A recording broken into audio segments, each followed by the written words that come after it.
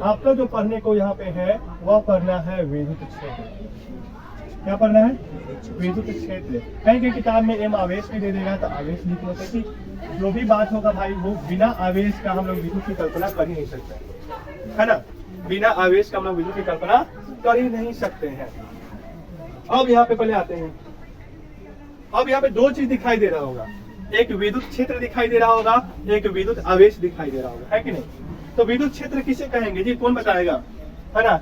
जिस क्षेत्र में हम लोग आकर्षण या प्रतिकर्षण का अनुभव करते हैं, है ना, वह क्षेत्र विद्युत का क्षेत्र, यानी विद्युत द्वारा आकर्षण या प्रतिकर्षण का अनुभव करना ही क्या कहलाता है? विद्युत क्षेत्र।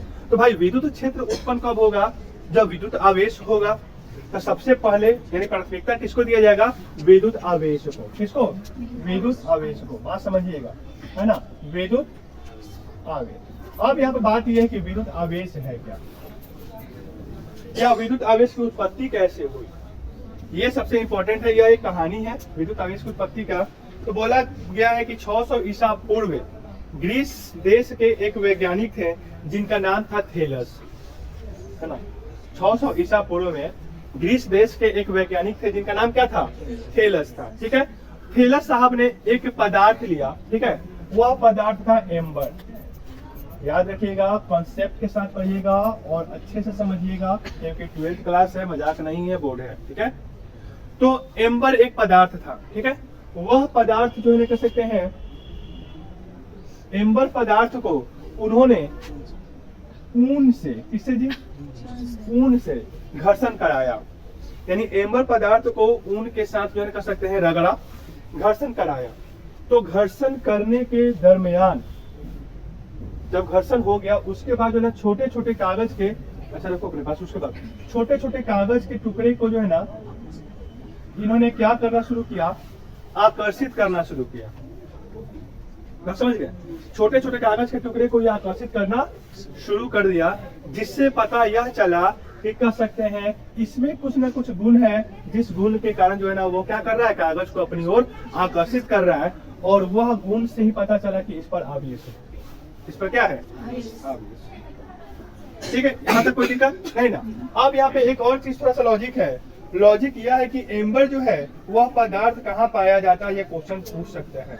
तो एक बाल्टिक सागर है, बाल्टिक सागर के किनारों यानी किनारे, है ना, यह एम्बर पदार्थ पाया जाता है। याद रखिएगा, ये हल्का पीले रंग का ये होता है पदार्थ, और यह पदार्थ को अगर हम ऊन के साथ रगड़ते हैं तो इस पर जो कर सकते हैं एक भौतिकी क्रिया होता है ना, जो क्रिया के कारण जो है ना कर सकते हैं वह किसी वस्तु को, इन हल्की वस्तु को, छोटे छोटे कागज को वो अपनी ओर आकर्षित करने का गुण इसमें आ जाता है, जिससे पता चलता है कि इस पदार्थ पर क्या है जी?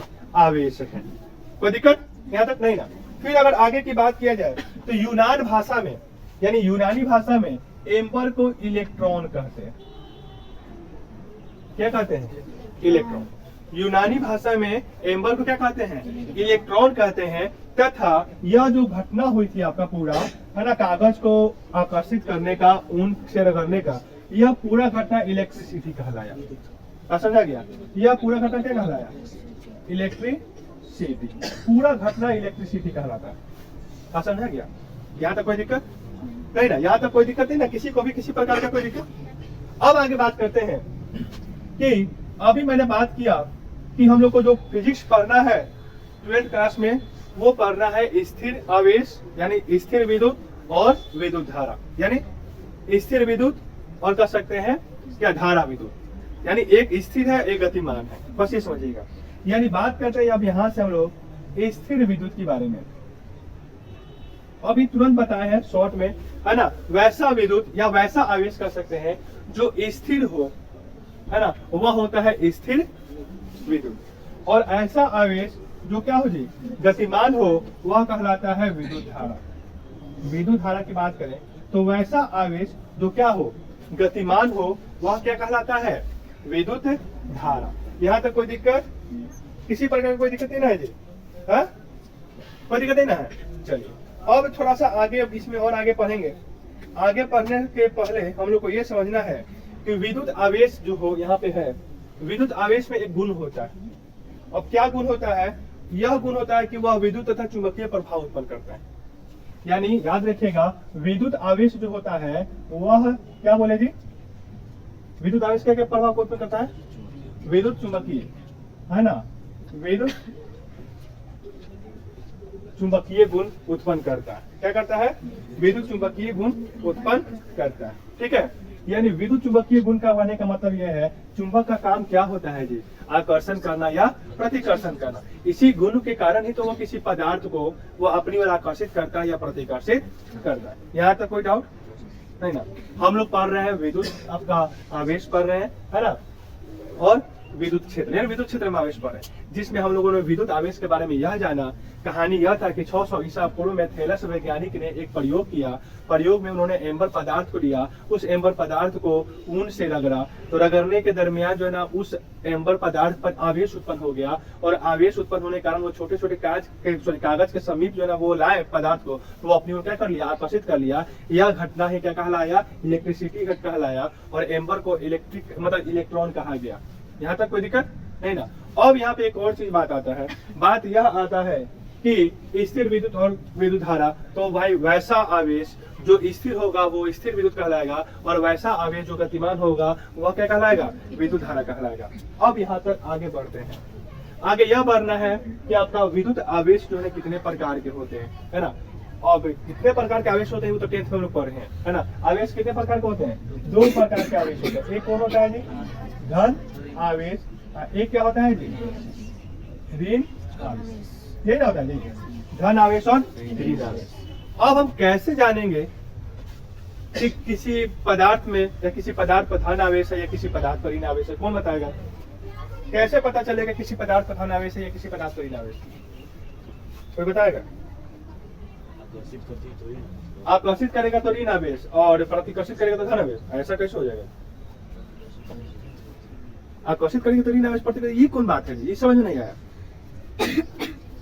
हाँ, धन आवेश, अरे भाई किसी पदार्थ पर धन आवेश कब उत्पन्न होता है? जब धनायन कब होता है? जब कोई पदार्थ धनायन कब होता है? जब इलेक्ट्रॉन क्या करता है जी? त्याग करता है तो वो धनायन होता है, और जो इलेक्ट्रॉन ग्रहण करता है वो क्या होता है जी? ऋणायन होता है। ये तो सिंपल सा लॉजिक था।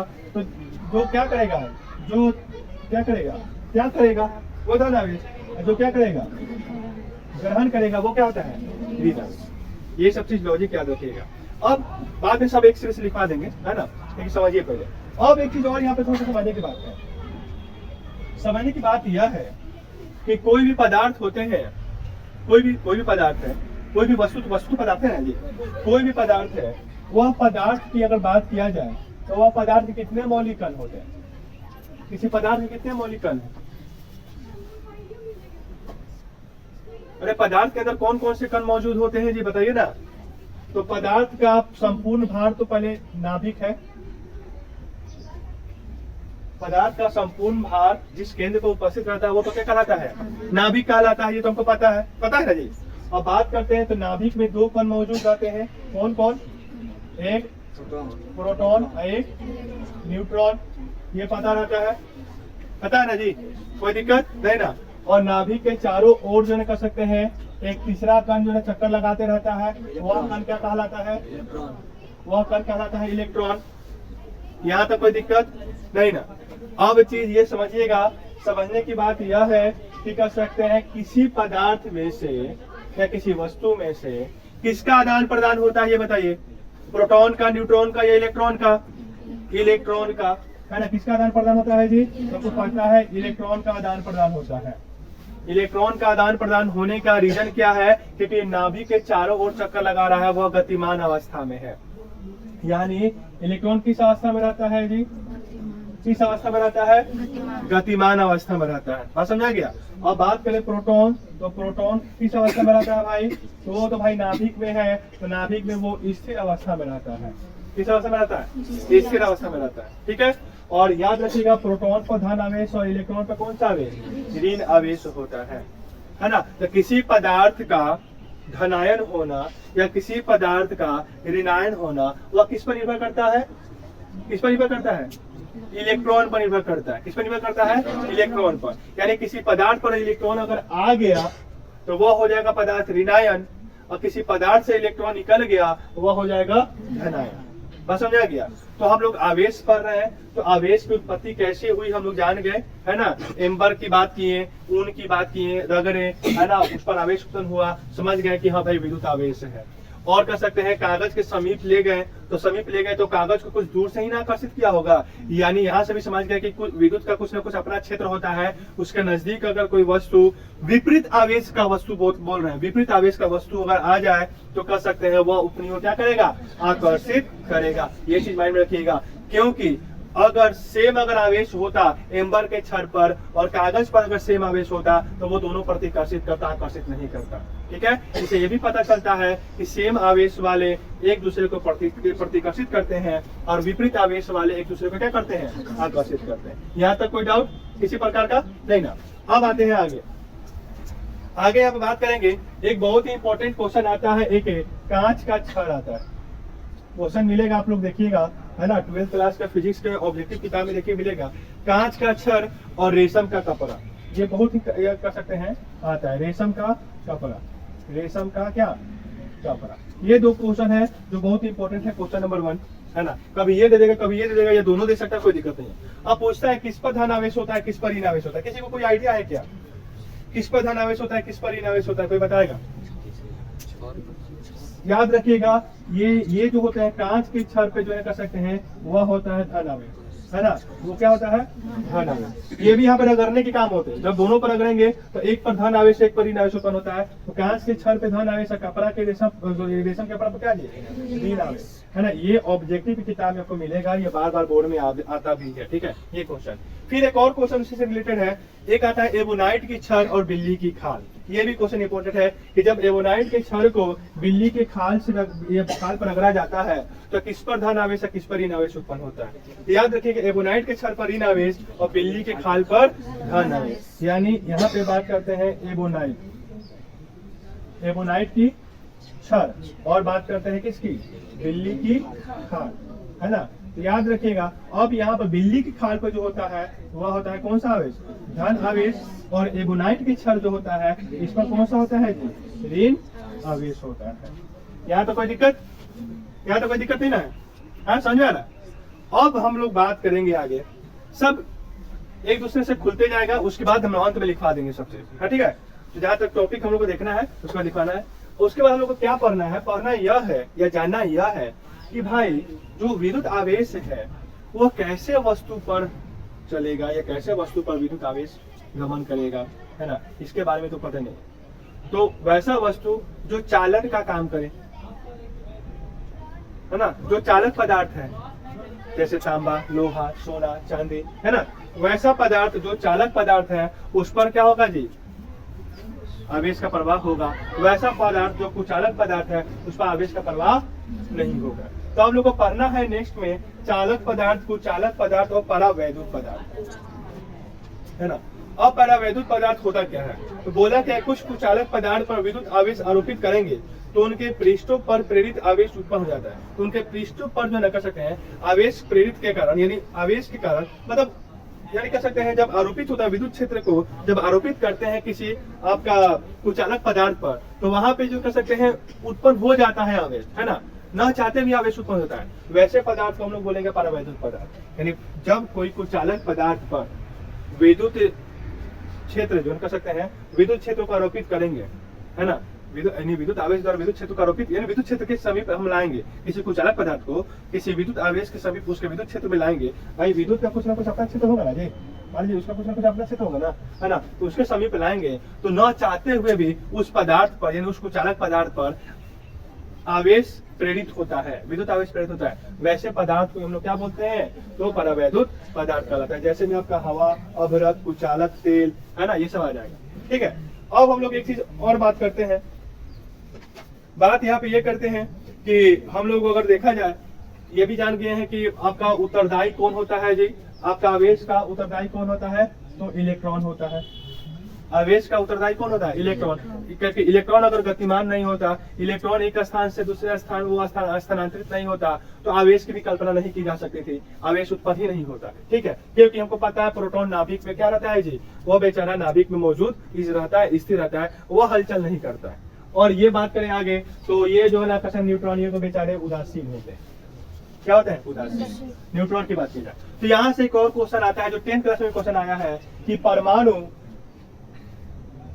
और 12th में भी क्वेश्चन आता है कि परमाणु विद्युत के, यानी परमाणु विद्युतः क्या होते हैं जी? उदासीन होते हैं, क्यों? ये भी क्वेश्चन आता है कि परमाणु विद्युतः उदासीन होते हैं, क्यों? इसके पीछे रीजन क्या है? याद रखिएगा, जितना आप क्या कर सकते हैं, इलेक्ट्रॉन का मान होगा, है ना, यानी जितना आपका किसी पदार्थ में या किसी परमाणु में जितना आपका इलेक्ट्रॉन रहेगा उतना ही आपका क्या रहेगा? प्रोटॉन रहेगा। ठीक है, यानी जितना मान इलेक्ट्रॉन का होगा उतना ही मान किसका होगा? प्रोटॉन का होगा। और जितना ऋण आयन इलेक्ट्रॉन होगा उतना धन आयन का होगा? प्रोटॉन होगा। जिस कारण से वो एक दूसरे को काटता है और जिस कारण से परमाणु क्या होता है? वो उदासीन हो जाता है। तो क्वेश्चन ये भी आता है कि परमाणु उदासीन होता है, क्यों? उदासीन होने का रीजन यही है कि परमाणु में मौजूद प्रोटॉन और नाभिक उसके चारों तरफ चक्कर काट रहे हैं, क्या? इलेक्ट्रॉन जो होता है ना, क्या करता है जी? दोनों परमाणु समान होते हैं, आवेश विपरीत होते हैं, इस कारण से जो कर सकते हैं दोनों एक दूसरे को उदासीन कर देते हैं। अब यहाँ पे देखते हैं, आप लोग पढ़े होंगे 10th क्लास में, है ना। अच्छा, विद्युत आवेश के लिए एक सूत्र होता है, क्या होता है सूत्र? विद्युत आवेश के एक सूत्र होता है, वो होता है Q = I। जब विद्युत धारा पढ़े होंगे तो विद्युत धारा के लिए क्या होता था? I = क्या होता था? Q/T होता था। 10th क्लास में यही पढ़े थे, है ना, कि क्या? तो आवेश यानी विद्युत आवेश और समय यानी उनका अनुपात ही समय के साथ आवेश के प्रवाह के दर को ही विद्युत धारा कहते हैं, है ना। विद्युत धारा का परिभाषा यही था, क्या था जी विद्युत धारा का परिभाषा? समय के साथ आवेशों के प्रवाह को, की दर को, है ना, विद्युत धारा कहते हैं। तो हम बात करें तो आवेश क्या होगा? तो यहाँ पे आवेश हो जाएगा Q = क्या? I। यहाँ पे बात करें, यहाँ पे अगर I की बात किया जाए तो I = क्या है जी? विद्युत क्या है? धारा है। क्या है? विद्युत धारा। और T क्या है जी? आपका समय है। ठीक है, ये चीज माइंड में रखिएगा। अब यहाँ से एक और थोड़ा सा आ जाता है, हम लोग इसको ऐसे भी दर्शाते हैं, Q = NE से दर्शाते हैं, NE से दर्शाते हैं। अब यहाँ पे N क्या है और E क्या है? तो N मतलब हो गया इलेक्ट्रॉनों की संख्या, है ना, नंबर ऑफ क्या? इलेक्ट्रॉन, है ना। N बराबर क्या? इलेक्ट्रॉनों की संख्या। और E क्या होता है? इलेक्ट्रॉनों की मात्रा। E यहाँ पे क्या होता है? इलेक्ट्रॉनों की मात्रा। ठीक, समझ में आ रहा है? अब आगे बोलता है, यहाँ पे ध्यान दीजिएगा, ठीक है, ऐसे नहीं करना, ठीक है। ये चीज हो गया। अब आगे बात किया जाए, इसी से संबंधित है, क्वेश्चन आता है कि आपका विद्युत आवेश कैसी राशि है? सदिश है या अदिश, है ना। तो विद्युत आवेश जो है कर सकते हैं, परिमाण होता है और दिशा नहीं होता। आवेश तो किधर भी लग सकता है ना जी, है ना। अगर मान लीजिए कोई पदार्थ है, मान लीजिए ये कोई पदार्थ है ना, तो कर सकते हैं ये इधर भी वस्तु को इधर भी आकर्षित कर सकते हैं, इधर भी वस्तु को आकर्षित कर सकते हैं, इधर का भी किधर का भी कर सकते हैं, है ना। तो बात करें तो ये आपका आवेश जो होता है, विद्युत आवेश कैसी राशि है? ये क्वेश्चन आता है, विद्युत आवेश कैसी राशि है? अदिश राशि। ठीक है। अब यहाँ पे एक और चीज आता है, एक और चीज क्या आता है, इसका मात्रक क्या होता है? तो कूलम्ब साहब द्वारा खोजा गया था, इसलिए कह सकते कूलम्ब का ऐसा ही मात्रक होता है ना। लेकिन अगर बात करें इसके सूत्र के अकॉर्डिंग, तो विद्युत धारा का ऐसे मात्रक क्या होता है जी? न्यूटन। विद्युत धारा का क्या होता है? क्या होता है? एम्पियर होता है। विद्युत धारा क्या होता है? एम्पियर। और समय का क्या होता है जी? सेकेंड। क्या होता है? सेकेंड। तो इसका मात्रक होता है एम्पियर सेकेंड। बात समझ गए? मात्रक क्या होता है आपका? विद्युत आवेश का मात्रक क्या होता है जी? एम्पियर सेकेंड होता है। जब एम्पियर सेकेंड इसका मात्रक हो गया तो वीमा बताइए झट से क्या होगा? वीमा क्या होगा? वीमा क्या होगा? अरे भाई, एम्पियर को किससे सूचित करते हैं? एम्पियर को किससे सूचित करते हैं? अरे ए से ना, कैपिटल ए से। क्या? ए। और यहाँ पे समय के लिए क्या आता है जी? समय को इंग्लिश में क्या बोलते हैं?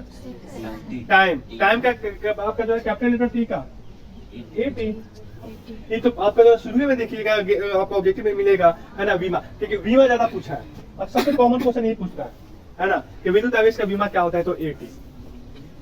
कोई दिक्कत नहीं ना, तो ये लिखा जाएगा, तो लिख लीजिए कि विद्युत आवेश का सूत्र क्या होता है, तो Q=IT, जहाँ पे I क्या है विद्युत धारा, T क्या है समय, है ना। इसका मात्रक लिख लीजिए एम्पियर सेकंड, मात्रक लिख लीजिए, इसका विमा लिख लीजिए AT, है ना। अब बात करें एक और होता है, या करके लिख सकते हैं Q बराबर N, जहाँ पे N क्या है आपके इलेक्ट्रॉनों की संख्या है, E क्या है आपका इलेक्ट्रॉनों की मात्रा, और यह कैसी राशि है, तो यह एक कैसी राशि होती है, अदिश राशि होती है। नोट कीजिए जल्दी, नोट कीजिए, अदिश राशि होती है। करोगे, चलिए अब यह कर सकते हैं एग्जाम के व्यू से जो क्वेश्चन ऑब्जेक्टिव में आता है उसके बारे में थोड़ा लिख लेते हैं। तो लिखते क्या है, नंबर 1 में लिखते जाइएगा, क्या है टॉपिक, कांच की छड़ को, है ना, ये ना था जी, कांच की छड़ को रेशम के कपड़े से घर्षण करने पर कांच के छड़ पर कौन सा आवेश है, कौन सा आवेश, अभी तो बताते हैं, हाँ? धन आवेश तथा रेशम के कपड़े पर ऋण आवेश उत्पन्न होता है। बहुत ही इंपॉर्टेंट है, ऑब्जेक्टिव के भी उसे याद रखिएगा, ठीक है। अब आते हैं, किसकी बात करते हैं जी, नंबर 2 में कौन सा बात बोले थे, एबोनाइट की छड़ और बिल्ली की खाल, है कि नहीं।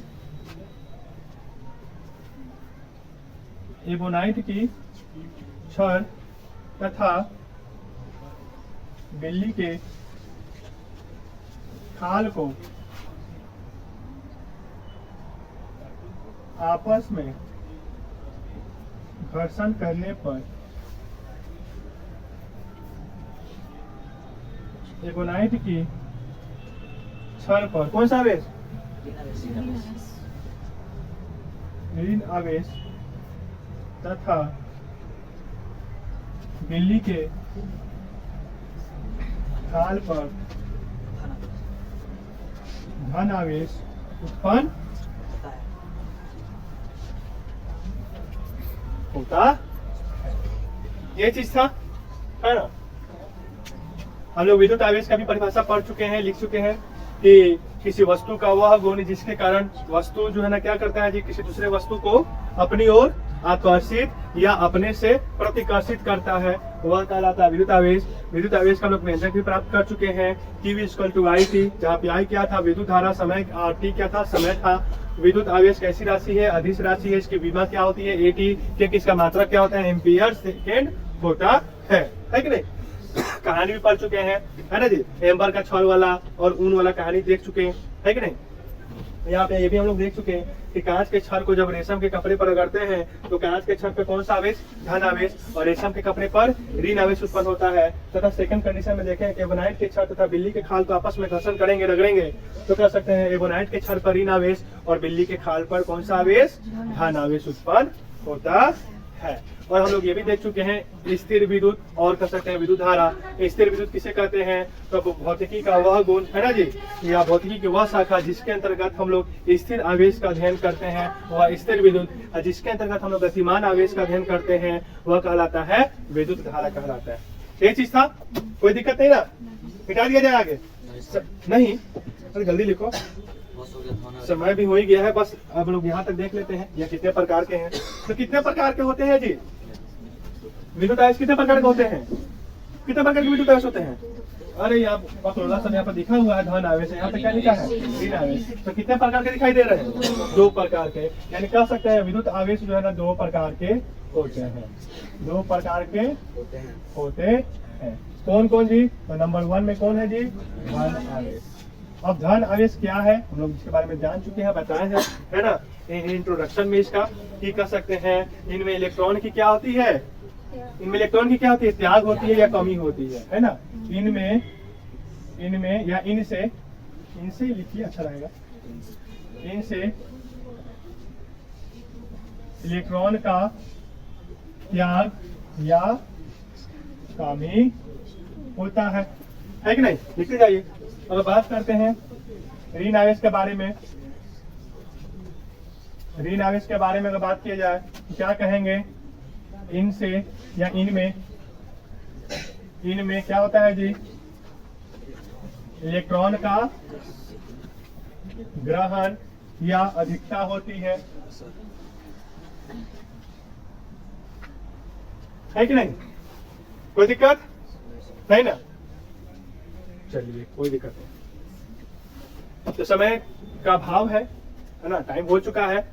हम लोग चालक पदार्थ, कुचालक पदार्थ और परावैद्युत पदार्थ के बारे में हम लोग इंट्रो में देखे हैं। तो हम इसके बारे में कल हम लोग लिखेंगे टॉपिक को कि चालक पदार्थ क्या है, कुचालक पदार्थ क्या है या परावैद्युत पदार्थ क्या है। तो आप लोग चालक कुचालक के बारे में तो लिख ही सकते हैं, 10th में पढ़वे किए हैं, 8 में भी वो चीज है ना, कि वह पदार्थ जिससे विद्युत आवेश का प्रवाह होता है या विद्युत धारा का प्रवाह होता है कि नहीं, या आवेशों का प्रवाह, वो ऐसा पदार्थ आवेशों का प्रवाह करता है वह चालक पदार्थ, और वैसा पदार्थ जो आवेश का प्रवाह नहीं करता है वो क्या हो जाएगा, कुचालक पदार्थ। ये दोनों के बारे में लिखा जाएगा, लिख के आइएगा ये दोनों, चालक पदार्थ और कुचालक पदार्थ, उसका एग्जाम्पल है, ठीक है। उसके बाद हम लोग अगले क्लास में जो पढ़ेंगे परावैद्युत पदार्थ का परिभाषा लिखवा देंगे। उसके बाद वहां से नाभिक वाला भी समझ गए हैं कि किसी पदार्थ के परमाणु के नाभिक में कह सकते हैं 2 मौलिक कण होते हैं, एक प्रोटॉन और एक न्यूट्रॉन, और नाभिक के चारों तरफ इलेक्ट्रॉन क्या करता है, चक्कर लगाता है। ये भी नोट में हम लोग लिखेंगे, चक्कर लगाता है, और इलेक्ट्रॉन के कारण ही किसी आवेश की उत्पत्ति की बातें होती हैं, क्योंकि इलेक्ट्रॉन ही एक पदार्थ से दूसरे पदार्थ में क्या करता है जी, गमन करता है। जिधर इलेक्ट्रॉन गया उधर ऋण आवेश, जिधर से इलेक्ट्रॉन गया वह धन आवेश, ये सब चीज होता है ना। ये सब चीज के बारे में हम लोग नोट में लिखेंगे। उसके बाद हम लोग पढ़ेंगे घर्षण, चालन तथा प्रेरण द्वारा आवेश, यानी घर्षण से आवेश की उत्पत्ति है ना, चालन से आवेश की उत्पत्ति, और कह सकते हैं प्रेरण से, सिर्फ प्रेरित किया उससे आवेश की उत्पत्ति। ये तीनों कंडीशन पढ़ेंगे। मतलब घर्षण में हम लोग रगड़ेंगे, चालन यानी स्पर्श कराएंगे, सिर्फ छुएंगे तो आवेश की उत्पत्ति हो जाएगा। एक को बिना स्पर्श किए हुए यानी सिर्फ प्रेरित किया है कि नहीं, प्रेरित करके बबुआ रे आज जो है गर्दा उड़ा दिएगा है कि नहीं, वो प्रेरित हो गया, ठीक है कि नहीं। जैसे कहें कि छोटू तो क्या आज फतेह कर देना, तो जी सर एकदम कर देना है ना, गया कहूँ लड़ गया है तो फतेह कैसा हो गया ना जी, तो प्रेरित हम किए वो फतेह हो गया। तो वैसे आवेश को भी कर सकते हैं प्रेरण द्वारा आवेशन। तीनों के बारे में हम लोग सचित्र वर्णन हम लोग करेंगे, ठीक है। चलिए इसके बाद केमिस्ट्री।